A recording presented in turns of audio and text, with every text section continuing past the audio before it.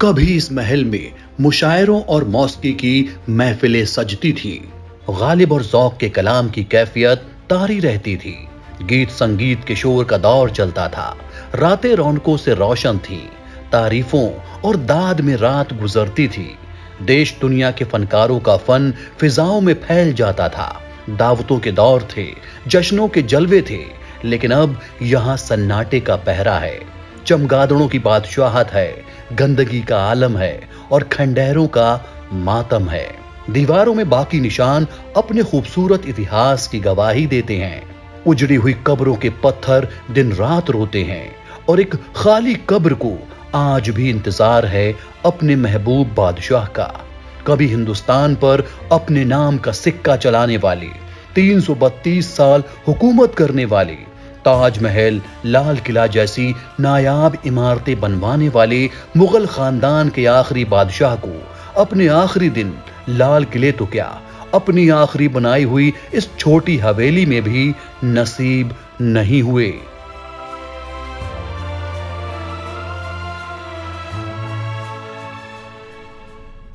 7 अक्टूबर 1858 भोर 4 बजे इस इमारत के सामने कुछ बैलगाड़ियां और अंग्रेजी अफसर खड़े थे। इमारत का हर कमरा खाली किया जा रहा था। गुनगुनी ठंडक में एक सफेद दाढ़ी वाला बूढ़ा शख्स इस दरवाजे को टकटकी लगाकर हसरत भरी निगाहों से देख रहा था। अचानक अंग्रेज अफसर की आवाज गूंजती है, चलो निकलने का समय हो गया।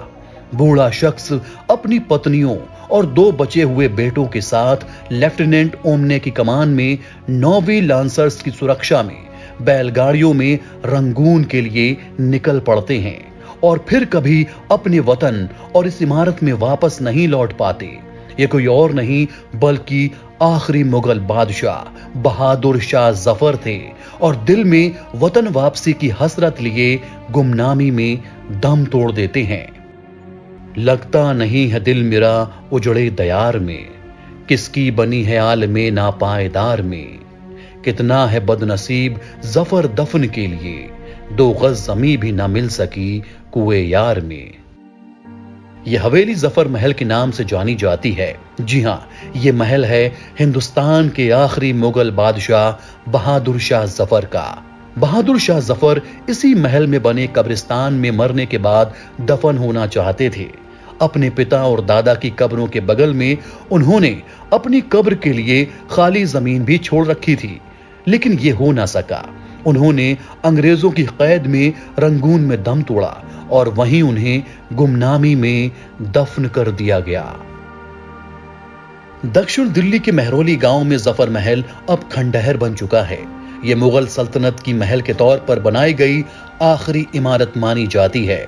सन 1841 में मुगल बादशाह अकबर शाह द्वितीय ने इसे बनवाया था और बाद में उनके बेटे बहादुर शाह जफर ने इसका प्रवेश द्वार बनवाया। आपको जानकर हैरानी होगी कि इस महल के आर्किटेक्ट यानी वास्तुकार भी अकबर शाह और बहादुर शाह जफर थे। बहुत कम लोगों को पता है कि बहादुर शाह जफर एक बादशाह होने के साथ साथ एक अच्छे शायर और आर्किटेक्ट भी थे। यह महल बहादुर शाह जफर के हरम में शामिल महिलाओं के लिए खास तौर पर बनाया गया था। यह इलाका एक घना जंगल हुआ करता था। जफर गर्मी के महीनों में लाल किले से निकलकर यहाँ ठहरते थे और शिकार किया करते थे। बहादुर शाह जफर को महरौली में इस जगह से खास लगाव था, खास तौर पर चिश्ती संप्रदाय के सूफी बाबा कुतुब काकी की दरगाह से, क्योंकि वो उनके मुरीद थे। ख्वाजा काकी की दरगाह के अजमेरी गेट के पश्चिम में लगभग 300 फीट की दूरी पर जफर महल का एक शानदार दरवाजा है। संगमरमर से सजा ये लाल बलुआ पत्थर का बना दरवाजा लगभग 50 फीट ऊंचा है। मुख्य मेहराब पर एक शिलालेख है जो बताता है कि इस दरवाजे को बहादुर शाह जफर ने 1847-48 के बीच में बादशाह के तौर पर अपने राज्याभिषेक के 11वें साल में बनवाया था। मुगल शैली में बना एक चौड़ा छज्जा मेहराब की खासियत है। प्रवेश द्वार पर छोटी छोटी उभरी हुई खिड़कियां हैं, जिनके दोनों ओर घुमावदार और ढके हुए बंगाली गुंबद हैं। इसको पार करते ही हाथी दरवाजा नाम का एक और दरवाजा है। यहाँ हौदे के साथ पूरी तरह सजे हाथी महल में दाखिल होते थे। इसकी ऊंचाई करीब 11.75 फीट यानी 4 मीटर है। तो चलिए आज मैं आपको सैर कराता हूँ जफर महल की और बताता हूँ इसका इतिहास। हाथी दरवाजे से आगे आने के बाद शुरू होता है खंडहरों का सिलसिला।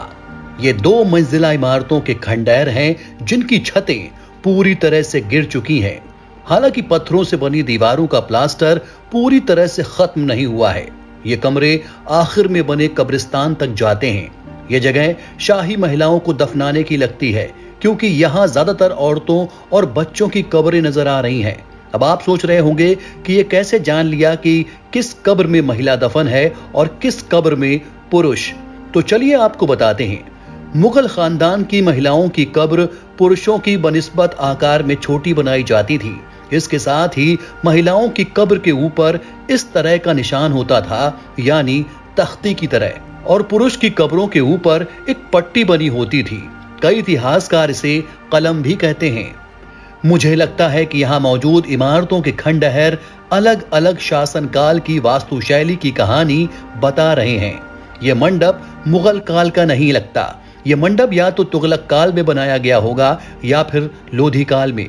वैसे भी महरौली इलाका मुगलों से पहले दिल्ली में शासन करने वाले लोगों का इलाका हुआ करता था और यहाँ बने शहर, मकबरे और बावली उसी जमाने के हैं।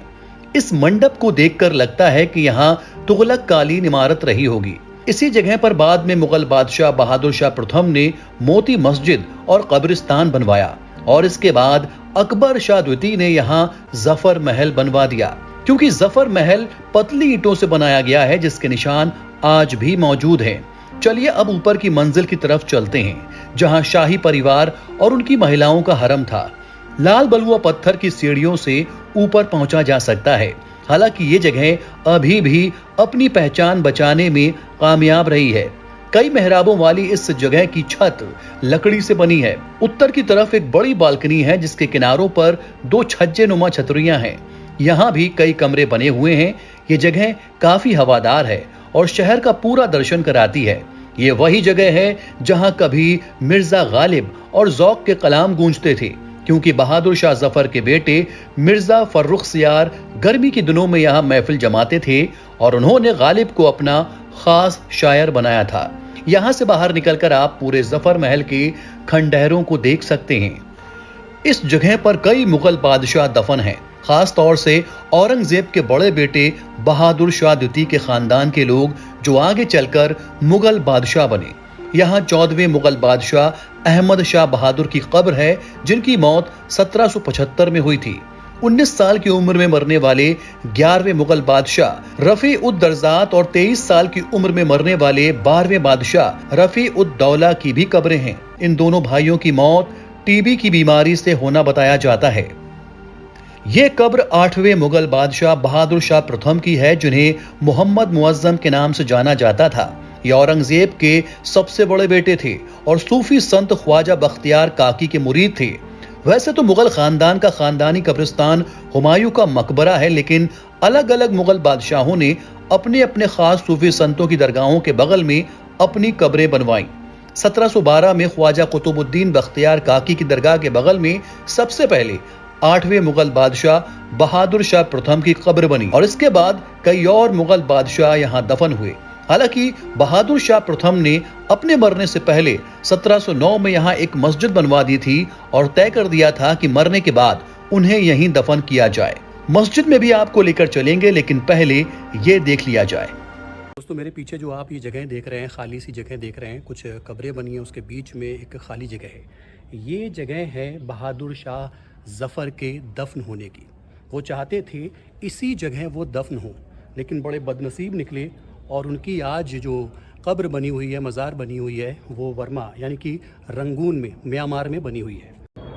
1857 की क्रांति के बाद अंग्रेज़ों ने गिरफ्तार कर लिया था और गिरफ्तार करके वो रंगून ले गए थे। उनके बेटों को चुनवा दिया गया था दिल्ली में और उनको, उनकी फैमिली को लेकर, उनकी पत्नी को लेकर वो रंगून चले गए थे अंग्रेज़, और वहाँ पर जब उनकी डेथ हुई उसके बाद उनको वहीं दफना दिया। इस जालीदार अहाते में 4 कब्रें हैं। इस पहली कब्र में दफन शख्स की मौत की तारीख हिजरी 1253 लिखी है, यानी अंग्रेजी कैलेंडर के हिसाब से सन 1837। इसका मतलब ये कब्र 19वें मुगल बादशाह अकबर शाह की हो सकती है। इसके ठीक बगल में संगमरमर की कब्र बनी है जिसकी पट्टी पर डेट दी है 1221 हिजरी, यानी अंग्रेजी कैलेंडर के हिसाब से सन 1806। तो इसका मतलब यह है कि यह कब्र 17वें मुगल बादशाह शाह आलम की है। उनकी मौत 1806 में हुई थी। इस कब्र के ठीक बगल में आखिरी मुगल बादशाह और स्वतंत्रता सेनानी बहादुर शाह जफर की कब्र के लिए जगह आज भी खाली पड़ी है। बहादुर शाह जफर इसी जगह अपने दादा और पिता की कब्रों के बगल में दफन होना चाहते थे और उन्होंने अपने लिए जगह भी छोड़ रखी थी। हालांकि उनकी यह ख्वाहिश पूरी न हो सकी। इस जालीदार अहाते में 2 कब्रें और हैं। इस खाली जगह के बगल वाली कब्र बहादुर शाह जफर के चहेते बेटे मिर्जा फखरुद्दीन की हो सकती है, जिनकी मौत 1856 में अचानक हो गई थी। फखरुद्दीन ने ही मिर्जा गालिब को अपना दरबारी कवि बनाया था। चौथी कब्र की पहचान कर पाना मुश्किल है क्योंकि इस पर किसी तरह की कोई नाम पट्टी नहीं है। खालिस मुगल कालीन कारीगरी में 4 दीवारी को संगमरमर से बनाया गया है। जालीदार दीवारें और खूबसूरत फूल पत्तियों की नक्काशी की गई है। यह जगह मोती मस्जिद से बिल्कुल सटकर बनाई गई है। चलिए अब आपको मोती मस्जिद लेकर चलते हैं जो जफर महल और इस कब्रिस्तान से पहले ही बनवा दी गई थी। यानी इस जगह सबसे पहले यह मस्जिद बनी थी, बाद में यहां बादशाह दफन हुए और सबसे आखिर में यहां जफर महल बनाया गया। मोती मस्जिद को 1709 में मुगल सम्राट बहादुर शाह प्रथम ने बनवाया था। इसके ठीक बगल में कुतुबुद्दीन बख्तियार काकी की दरगाह है। संगमरमर से बनी 3 गुंबदों वाली यह खूबसूरत मस्जिद आगरा और दिल्ली के लाल किले में बनी मोती मस्जिद की नकल मालूम होती है, जिन्हें औरंगजेब ने बनवाया था। अपने पिता की विरासत को आगे बढ़ाते हुए उनके बेटे मोहम्मद मुअज्जम यानी बहादुर शाह प्रथम ने इस मस्जिद को वैसे ही बनवाया। यह किसी मुगल द्वारा बनवाई गई आखिरी संगमरमर की मस्जिद है। यह मस्जिद ज्यादा बड़ी नहीं है। 3 मेहराबों वाली इस मस्जिद में सिर्फ एक सफ यानी कतार के लिए ही जगह है। चबूतरे के नीचे भी जमीन पर जा नमाजों की डिजाइन बनाई गई है जहां नमाज पढ़ी जा सके। मस्जिद चारों ओर से घेरे की दीवारों से घिरी हुई है। इनमें से एक दीवार काकी की दरगाह की दीवार के साथ जुड़ती है, जबकि दक्षिणी दीवार दफन के घेरे की ओर खुलती है जो संगमरमर से बनी हुई है। ये मुगल खानदान की निजी मस्जिद थी जहां उनके ही परिवार के लोग नमाज पढ़ते थे। साथ ही यहाँ जनाजे की नमाज भी पढ़ाई जाती थी क्योंकि बगल में उनका ही कब्रिस्तान है और इस कब्रिस्तान में जाने का रास्ता भी यहाँ से था। 1947 में जब देश का बंटवारा हुआ तब दिल्ली में सांप्रदायिक दंगों का कहर इस मस्जिद पर भी टूटा। दंगाइयों ने मोती मस्जिद पर हमला किया, संगमरमर की मीनारें तोड़ दी। हालांकि इतना कुछ सहने के बाद भी इसकी खूबसूरती बरकरार है। हालांकि अब यह पुरातत्व विभाग के संरक्षण में है, लेकिन यहाँ नमाज नहीं होती।